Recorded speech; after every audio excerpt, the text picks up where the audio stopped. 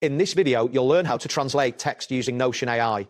By following these steps, you will be able to efficiently translate any sample text into English using the Notion platform. Begin by navigating to the Notion website. Open your preferred web browser and enter the URL notion.so in the address bar. Once the page loads, you should see the Notion homepage with options to sign in or create an account. Next, if you are already a Notion user, click on the Sign In button located at the top right corner of the page.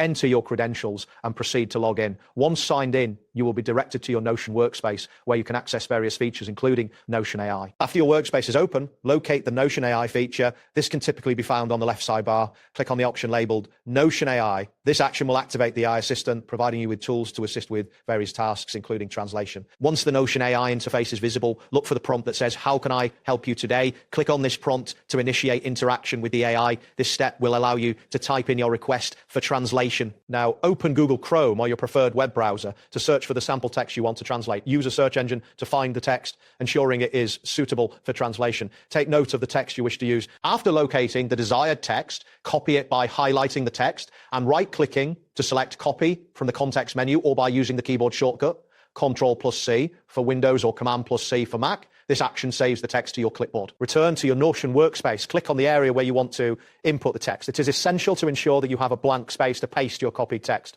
Once you are focused on the blank area, type in the text you copied, followed by the phrase "translate it to English." After typing your request, click on the blank space outside your text input. The Notion AI will process your command. In a few moments, you should see the translated text appear in the same workspace, indicating that the translation has been successfully completed. That wraps up today's guide. Thanks for watching, and catch you in the next tutorial.